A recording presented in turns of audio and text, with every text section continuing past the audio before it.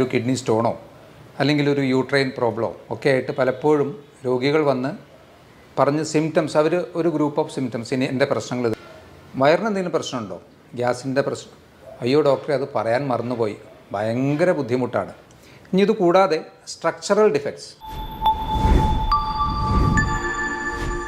Hello friends, ഞാൻ doctor Abhiram. സാധാരണ ക്ലിനിക്കിൽ പലപ്പോഴും രോഗികൾ വന്ന് ഇപ്പോൾ ഒരു തലവേദന അല്ലെങ്കിൽ ഒരു ജോയിൻറ്റ് പെയിൻ അല്ലെങ്കിൽ ഇപ്പോൾ ഒരു കിഡ്നി സംബന്ധമായിട്ടുള്ള എന്തെങ്കിലും പ്രശ്നങ്ങൾ, മേ ബി ഒരു കിഡ്നി സ്റ്റോണോ അല്ലെങ്കിൽ ഒരു യൂട്രൈൻ പ്രോബ്ലമോ ഒക്കെ ആയിട്ട് പലപ്പോഴും രോഗികൾ വന്ന് പറഞ്ഞ് സിംറ്റംസ് അവർ ഒരു ഗ്രൂപ്പ് ഓഫ് സിംറ്റംസ് ഇനി എൻ്റെ പ്രശ്നങ്ങൾ ഇതൊക്കെയാണ് എന്ന് പറഞ്ഞതിന് ശേഷം നമ്മൾ വെറുതെ ഒരു ചോദ്യം ചോദിച്ചാൽ മതി, വയറിന് എന്തെങ്കിലും പ്രശ്നമുണ്ടോ, ഗ്യാസിൻ്റെ പ്രശ്നം, അയ്യോ ഡോക്ടറെ അത് പറയാൻ മറന്നുപോയി, ഭയങ്കര ബുദ്ധിമുട്ടാണ്. കാരണം അപ്പോൾ അവരുടെ മെയിൻ കൺസേൺ ഈ ഒരു തലവേദനയോ അല്ലെങ്കിൽ ജോയിൻറ്റ് പെയിനോ ആണെന്നുള്ളതേ ഉള്ളൂ. പക്ഷേ കാലങ്ങളായി ഇവരുടെ കൂടെയുള്ള വേറൊരു പ്രശ്നമാണ് ഈ ഒരു വയറിൻ്റെ പ്രശ്നം എന്നുള്ളത്. ഇതിൽ നിന്ന് എന്ത് മനസ്സിലാക്കാം?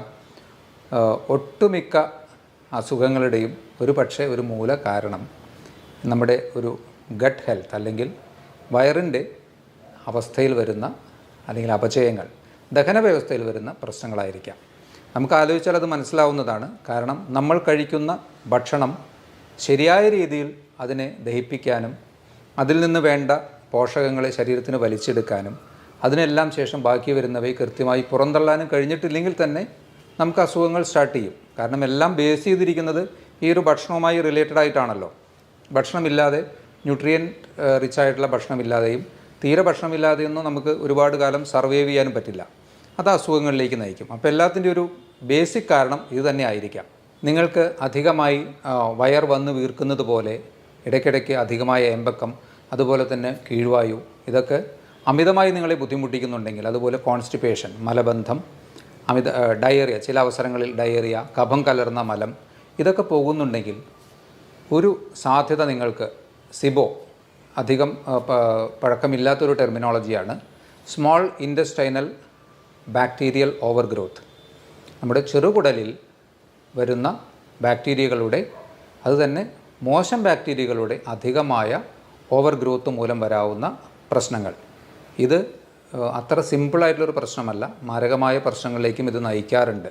ശരിക്ക് നമ്മുടെ കുടലിൽ 200-ൽ പരം micro organisms, millions of organisms ഉണ്ട്. അതിൽ 200-ൽ അധികമുള്ള തരത്തിലുള്ള ബാക്ടീരിയ, ഫംഗസ്, വൈറസസ് ഒക്കെ തന്നെയുണ്ട്. ഇതിൽ നല്ലൊരു ശതമാനം സൂക്ഷ്മാണുക്കളും നമുക്ക് ഗുണം ചെയ്യുന്നവയാണ്. എന്നാൽ ചിലവ നമുക്ക് ദോഷം ചെയ്യുന്നവയുമുണ്ട്. ഈ ദോഷം ചെയ്യുന്നവയുടെയും നല്ല സൂക്ഷ്മാണുക്കളുടെയും ആ ഒരു ബാലൻസിൽ കാര്യമായ വ്യതിയാനങ്ങൾ വരുമ്പോൾ തീർച്ചയായിട്ടും പ്രശ്നങ്ങളുണ്ടാകും. ദഹന വ്യവസ്ഥയിൽ കാര്യമായ അപചയങ്ങൾ ഉണ്ടാകും.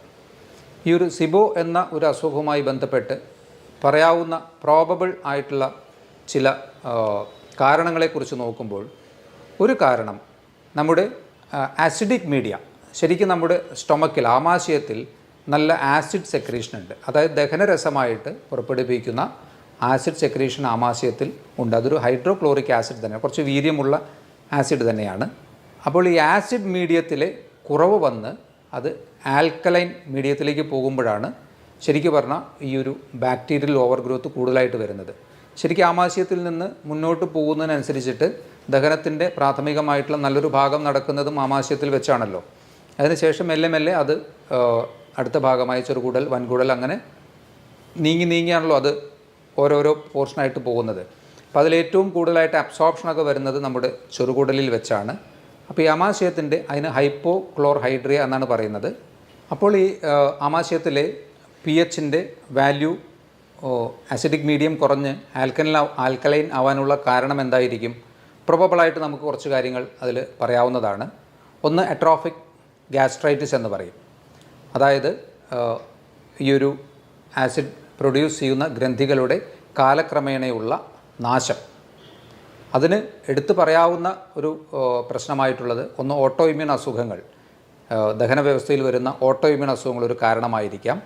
എച്ച് പൈലോറി എന്ന ഒരു ബാക്ടീരിയയുടെ, എച്ച് പൈലോറി എന്ന ബാക്ടീരിയ നമുക്ക് ഗുണകരമല്ല എന്നുള്ളതാണ് പറയുന്നത്, അതിൻ്റെ അമിതമായ പ്രവർത്തനം, ഇതൊക്കെ തന്നെ ഈ അട്രോഫിക് ഗ്യാസ്ട്രൈറ്റിസ്, അല്ലെങ്കിൽ ഇതൊക്കെ ഒരു ക്രോണിക് ഗ്യാസ്ട്രൈറ്റിസ് എന്ന സ്റ്റേജും അതിൽ നിന്ന് ഈ ഒരു ഗ്രന്ഥിയുടെ പെർമനൻ്റ് ആയിട്ടുള്ള ഒരു തകരാറിലേക്കും പോകാം. അതുകൊണ്ട് തന്നെ ആസിഡിക് മീഡിയം അവിടെ നഷ്ടപ്പെടുന്നു. ഇതുപോലെ തന്നെ കണ്ടിന്യൂസ് ആയിട്ടുള്ള ഓവർ ദ കൗണ്ടർ മെഡിക്കേഷൻ, ഗ്യാസിൻ്റെ പ്രശ്നം വരുമ്പോൾ പലരും നേരെ മെഡിക്കൽ ഷോപ്പിൽ ചെന്ന് ഗ്യാസിന് മരുന്നുണ്ടോ, അപ്പോൾ ഓവർ ദ കൗണ്ടർ കൊടുക്കാവുന്ന മെഡിസിൻസ് അവരെടുത്ത് കൊടുക്കുന്നു. ഇതിൻ്റെ കണ്ടിന്യൂസ് ആയിട്ടുള്ള ഉപയോഗവും ഈ ഒരു അവസ്ഥയിലേക്ക് എത്തിക്കാൻ സാധ്യതയുണ്ട്. ഇവിടെ ഇനി എന്താ സംഭവിക്കുന്നത്? ഈ ആസിഡിക് മീഡിയം നഷ്ടപ്പെട്ട സ്റ്റൊമക്കിൽ ദഹനം ശരിയായ രീതിയിൽ നടക്കാതെ തന്നെ ഈ ഭക്ഷണ പദാർത്ഥങ്ങൾ അടുത്ത ഭാഗമായ സ്മോൾ ഇൻറ്റസ്റ്റൈനിലേക്ക് പ്രവേശിക്കുന്നു. ദഹനം ശരിയായി നടക്കാത്ത ആസിഡിക് മീഡിയം അവിടെ ഇല്ല, നടക്കാനുള്ള ആസിഡിക് മീഡിയമോ അവിടെ ഇല്ല. സ്മോൾ ഇൻറ്റസ്റ്റൈനിൻ്റെ പ്രധാന ഫംഗ്ഷൻ എന്നുള്ളത് ന്യൂട്രിയൻസിൻ്റെ അബ്സോർപ്ഷനാണ്. അപ്പോൾ അതുകൊണ്ട് തന്നെ ഈ സാധനങ്ങൾ, ഈ ഭക്ഷണ പദാർത്ഥങ്ങൾ അവിടെ കിടന്ന് കൂടുതൽ ഫെർമെൻറ്റ് ചെയ്യാനുള്ള സാധ്യതയുണ്ട്. അപ്പോൾ ഈ നല്ല ബാക്ടീരിയയും മോശം ബാക്ടീരിയയുമായിട്ടുള്ള ആ ഒരു സന്തുലിതാവസ്ഥ നഷ്ടപ്പെടുന്നു, മോശം ബാക്ടീരിയകൾ പെരുകുന്നു. ഇതാണ് ശരിക്ക് സിബോ, സ്മോൾ ഇൻറ്റസ്റ്റൈനൽ ബാക്ടീരിയൽ ഓവർഗ്രോത്ത് ഒരു കാരണമായി പറയാവുന്നത്. അതുപോലെ തന്നെ അധികമായ ആൽക്കഹോൾ ഉപയോഗം, ഇതൊക്കെ തന്നെ ഇത്തരത്തിൽ ഈ ഒരു ആമാശയത്തിൻ്റെ ബേസിക് ആയിട്ടുള്ള പ്രോപ്പർട്ടിയെ നശിപ്പിക്കാനും ഈ ഒരു സിബോ എന്ന അവസ്ഥയിലേക്ക് എത്താനുമുള്ള സാധ്യതകൾ വർദ്ധിപ്പിക്കുകയാണ് ചെയ്യുന്നത്.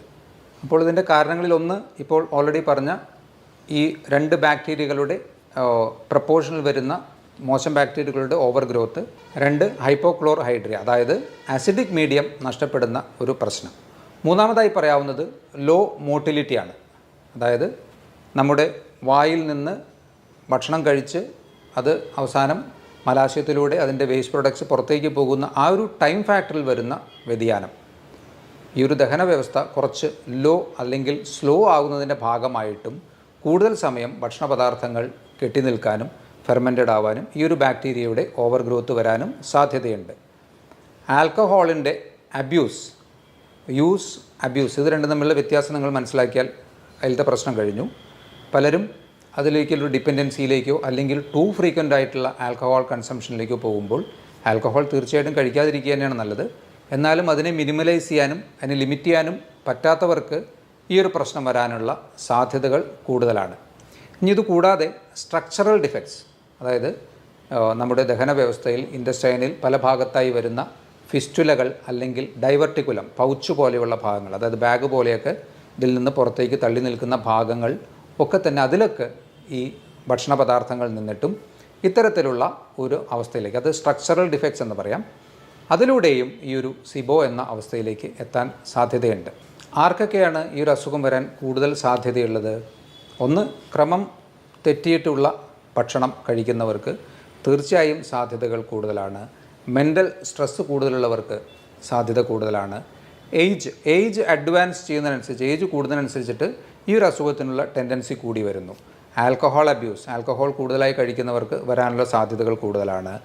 പാർക്കിൻസണിസം പോലെയുള്ള അസുഖങ്ങളുള്ളവർ, അതുപോലെ തന്നെ ഹൈപ്പോതൈറോയിഡിസം പോലെയുള്ള അസുഖങ്ങളുള്ളവർ ഒക്കെ തന്നെ ഈ ഒരു സിബോ ഡെവലപ്പ് ചെയ്യാൻ ടെൻഡൻസി ഉള്ളവർ, കൂടുതൽ സാധ്യതയുള്ളവർ എന്ന് പറയേണ്ടി വരും. കിഡ്നി അസുഖങ്ങളുള്ളവർക്കും ഈ ഒരു അസുഖത്തിനുള്ള ടെൻഡൻസി കൂടുന്നു. ഡയബറ്റീസ് പോലെയുള്ള അസുഖങ്ങളുള്ളവർക്ക്, അതുപോലെ തന്നെ ഓൾറെഡി നമ്മുടെ ദഹന വ്യവസ്ഥയുമായി പ്രശ്നങ്ങളുള്ളവർ, for example IBS, irritable bowel syndrome, ഇതും വളരെ കോമൺ ആയിട്ടുള്ളൊരു അസുഖമാണ്. ഇത്തരത്തിലുള്ള അസുഖങ്ങളുള്ളവർക്കും അതുപോലെ മറ്റ് ഓട്ടോഇമ്യൂൺ അസുഖങ്ങൾ ടെൻഡൻസിയൊക്കെ ഓൾറെഡി ശരീരത്തിലുള്ളവർക്കൊക്കെ ഈ ഒരു അവസ്ഥയിലേക്ക് പോകാനുള്ള സാധ്യതകൾ കൂടുതലാണ്. ഈ ഒരു അവസ്ഥയിലൂടെ നമുക്ക് വരാവുന്ന പ്രശ്നങ്ങളൊക്കെ എന്തൊക്കെയാണ്? ശരിക്കും ഏറ്റവും ഗുരുതരമായി സംഭവിക്കാവുന്ന പ്രശ്നങ്ങൾ അബ്സോർപ്ഷൻ ഡിഫക്ട്സ് ആണ്. നമ്മുടെ കഴിക്കുന്ന ഭക്ഷണത്തിൽ നിന്ന് അതിൻ്റെ ന്യൂട്രിയൻസിനെ, മാക്രോ ആൻഡ് മൈക്രോ ന്യൂട്രിയൻസിനെയൊക്കെ വലിച്ചെടുക്കുന്ന പ്രധാന ഭാഗമായ സ്മോൾ ഇൻറ്റസ്റ്റൈനിലെ പ്രവർത്തന തകരാറുകൾ തീർച്ചയായിട്ടും ഡെഫിഷ്യൻസീസിലേക്കാണ് നമ്മളെ നയിക്കുന്നത്. അതിൽ തന്നെ ഇപ്പോൾ നിങ്ങൾ അകാരണമായി നിങ്ങൾക്ക് കൈകാലുകൾ തരിപ്പ്, നിങ്ങൾ നല്ല ഗ്യാസിൻ്റെ പ്രശ്നമുള്ള ഒരാളാണ്, കുറേ വർഷങ്ങളായിട്ട് ഈ ഒരു പ്രശ്നമുള്ള ആളാണ്, കാലക്രമേണ നിങ്ങൾക്ക് മറ്റ് പ്രശ്നങ്ങളൊന്നും നോക്കുമ്പോൾ, ഫോർ എക്സാമ്പിൾ ഒരു ഡയബറ്റീസ് ഇല്ല, അല്ലെങ്കിൽ മറ്റ് പ്രത്യക്ഷത്തിൽ വേറെ നിങ്ങൾക്ക് പ്രശ്നമൊന്നുമില്ല, പക്ഷേ നിങ്ങൾക്ക് കൈകാലുകൾ തരിപ്പ്, കടച്ചിൽ, അല്ലെങ്കിൽ സൂചി കൊണ്ട് കുത്തുന്ന പോലെയുള്ള ചില ടൈപ്പ് ഓഫ് സെൻസേഷൻസ് ഇതൊക്കെയുണ്ട്. ടെസ്റ്റ് ചെയ്യുമ്പോൾ ചിലപ്പോൾ നിങ്ങൾ B12 ഡെഫിഷ്യൻ്റ് ആയിരിക്കാം. കാരണം ഈ അസുഖം മൂലം ഓൾറെഡി നിങ്ങൾക്ക് നിങ്ങൾ തിരിച്ചറിയാതെ പോയ ഈ അസുഖം കാരണം നിങ്ങൾ B12 ഡെഫിഷ്യൻ്റ് ആവുന്നു. അതിൻ്റെ പരിണിത ഫലമായിട്ടുള്ള ലക്ഷണങ്ങളാണ് നേരത്തെ സൂചിപ്പിച്ചത്.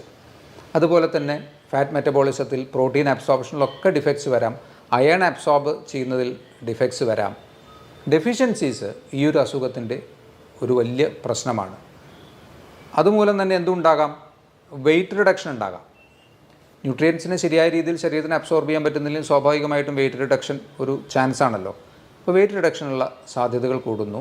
കാലക്രമേണ ഇത് മറ്റ് അസുഖങ്ങളിലേക്ക്, ഓരോ ഡെഫിഷ്യൻസി ഓരോ തലങ്ങളിൽ അതിൻ്റെ സിംറ്റംസ് കാണിച്ചുകൊണ്ടിരിക്കുമല്ലോ. അപ്പോൾ അത്തരത്തിൽ ഗുരുതരമായ അവസ്ഥകളിലേക്ക് ഈ ഒരു സിബോ വളരെ സിമ്പിളായിട്ട് നമുക്ക് ഗ്യാസിൻ്റെ പ്രശ്നം എന്ന് പറഞ്ഞ് ഒഴിവാക്കാൻ പറ്റാവുന്നതല്ല പലപ്പോഴും വയറുമായി ബന്ധപ്പെട്ട പ്രശ്നങ്ങൾ. അതുകൊണ്ട് നമ്മുടെ ശരീരത്തിൻ്റെ പ്രാഥമിക ഫങ്ഷൻസ് നിർവഹിക്കുന്ന, അല്ലെങ്കിൽ കഴിക്കുന്ന ഭക്ഷണത്തിൽ നിന്ന് നമുക്ക് വേണ്ട കാര്യങ്ങൾ ചെയ്തു തരുന്ന കുടലിൻ്റെ പ്രവർത്തനം കൃത്യമാണോ എന്ന് വിലയിരുത്തേണ്ടത് ആവശ്യമാണ്. അതാണ് ഈ പറഞ്ഞ കാര്യങ്ങളെല്ലാം കാണിക്കുന്നത്. അപ്പോൾ നിങ്ങൾക്ക് ഇത്തരത്തിലുള്ള അമിതമായ വയറ് വീർത്ത് കെട്ടുന്ന അവസ്ഥ, പുളിച്ചു തേട്ടൽ, ഏമ്പക്കം, കീഴ്വായു, ഇടയ്ക്കിടയ്ക്കുള്ള വയറുവേദന, ഈ പ്രശ്നങ്ങളൊക്കെ ഉണ്ടെങ്കിൽ കുറച്ചുകൂടി ഒന്ന് കരുതിയിരിക്കുന്നത് നല്ലതായിരിക്കാം. ഈ ഒരു കണ്ടീഷനെ നമുക്ക് എങ്ങനെ മാനേജ് ചെയ്യാൻ പറ്റും? ഭക്ഷണത്തിൽ തന്നെയായിരിക്കുമല്ലോ ആദ്യം ശ്രദ്ധിക്കേണ്ടത്. കാരണം പ്രൈമറിലി ആ ഭക്ഷണത്തിൽ വന്ന പ്രശ്നങ്ങളും അതിലൂടെ ദഹന വ്യവസ്ഥയിൽ വന്ന അപജയങ്ങളുമാണ് ഈ ഒരു അവസ്ഥയിലേക്ക് നയിച്ചത്. അപ്പോൾ അതുകൊണ്ട് ഭക്ഷണത്തിൽ ആദ്യം ജങ്ക് ഫുഡ് കംപ്ലീറ്റ് ആയിട്ട് ഒഴിവാക്കുക, പഞ്ചസാര ഉൾപ്പെട്ടത് കംപ്ലീറ്റ് ആയിട്ട് ഒഴിവാക്കുക. കുറച്ച് ഫൈബർ അധികമായി കഴിക്കേണ്ട ആവശ്യമില്ല, എന്നാൽ തീർത്തും അവോയ്ഡ് ചെയ്യേണ്ട ആവശ്യമില്ല. ഫൈബറിൻ്റെ അളവ് ഒന്ന് മോഡറേറ്റ് അളവിലേക്ക് ആക്കുക. ഈ ഒരു പ്രശ്നമാണെന്ന് വിചാരിച്ച് ഫൈബർ മാത്രം കഴിച്ചുകൊണ്ടിരിക്കേണ്ട, അതിൻ്റെ ആവശ്യമില്ല. ഫൈബറിൻ്റെ അളവ് ഒന്ന് മിനിമൈസ് ചെയ്യുന്നതും നല്ലതായിരിക്കാം.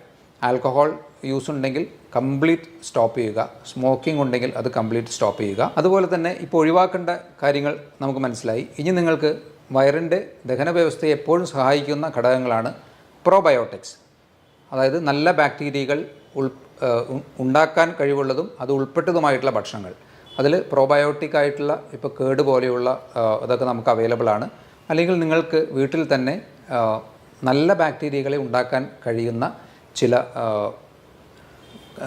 സാധനങ്ങൾ നമുക്ക് വാങ്ങിക്കാൻ കിട്ടും.